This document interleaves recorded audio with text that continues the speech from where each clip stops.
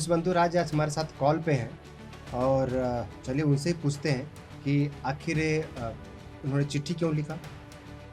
क्या ये गठबंधन में कोई दरार पड़ रही है? कांग्रेस की भूमिका क्या होगी आने वाले इलेक्शन में? नवी मुंबई इलेक्शन अभी होने वाले हैं, तो उसमें कांग्रेस की भूमिका क्या है? तो चलिए आज बात करते हैं और उनसे पूछते हैं कि आखिर आपने चिट्ठी लिखी क्यों? विश्व बंधु जी नमस्कार। ये आपने आज राष्ट्रीय अध्यक्ष सोनिया जी को आपने चिट्ठी लिखी और उस चिट्ठी में हमें पढ़ा लिखी आप पूरी तरीके से आप असंतोष नज़र आ रहे हैं, आप पार्टी के तौर पर काम नहीं कर पा रहे हैं। तो आखिर 1 साल के बाद ऐसी क्या मजबूरी हो गई कि आपको चिट्ठी लिखना पड़ा?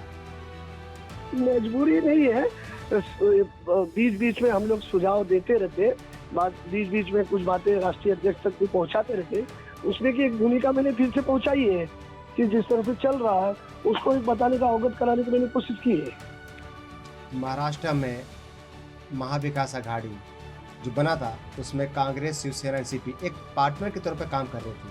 अभी आपको पता है कि भिवंडी के आपके जितने नगर सेवक हैं वो बहुत सारे अभी एनसीपी में गए हैं और अभी नवी मुंबई में इलेक्शन होने वाले हैं। आपकी क्या भूमिका होगी?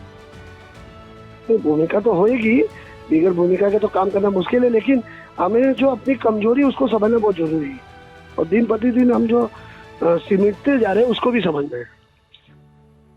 एक समय राय साहब कांग्रेस की स्थिति 10 साल पहले बहुत अच्छी थी, आज का जो सिचुएशन है बहुत कमजोर है, ऐसा क्यों? कई चीजों पे अनदेखा होने की वजह से हो रहा है नुकसान, इसलिए नुकसान तो हमको भुगतना ही पड़ रहा है ना। कुछ तो रीजन होगा, कारण होगा जो आपका संगठन इतना कमजोर पड़ रही है। कई मुद्दे हैं, जैसे हिंदुत्व एक मुद्दा है, हिंदू उत्तर भारतीय है, इस तरह के बहुत कुछ है जिसमें कुछ चीजें हमें निकल के एग्रेसिव रहना चाहिए। तो सेकुलर का ठीक है, लेकिन हमें सभी पक्षों का ध्यान में रखना चाहिए ना। कुछ पक्ष छूट जाते हैं तो फिर वो तकलीफ दे जाते हैं। तो आपको लगता है कि महाराष्ट्र में जो कांग्रेस है और जमीनी स्तर को पहचानने में शायद देर कर दी? जमीन स्तर की बात नहीं है, जमीन स्तर तक हमें समझना पड़ेगा कि जमीन स्तर तक हमको क्या करना है, हमारी क्या भूमिका और हमें कहाँ लॉस हो रहा है, हमारी पार्टी को पहले हम कहाँ थे और आज कहाँ है, और क्यों और पीछे चले जा रहे हैं, हमें क्या क्या उसमें करना है और क्या चीजें हमसे लापरवाही हो रही है उसे दूर करना है। आपको क्या लगता है कि महागठबंधन में दरार पड़ चुकी है? महागठबंधन तो ठीक है, जैसे काम करे, लेकिन हमें अपने को ठीक करना है ना, कि जो कोई कैसा भी बोलेगा वैसा थोड़े करना है। हमें अपनी पार्टी को बढ़ाना है, जितना भी हो सके उतना ज्यादा से ज्यादा बढ़ाना है। अब हमारी पार्टी सिमटती जाएगी तो चलेगा नहीं ना, या हमारा हिस्सा कोई और खाते चले जा रहा है और हम आंख मूंद के देख रहे हैं।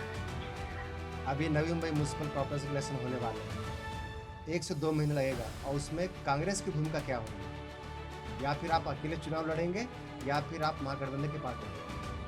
अभी इस तरह की पूरी जानकारी तो अभी बाहर निकल के आई नहीं है और ना ही इस तरह का कोई बातचीत अभी फाइनल हुआ है।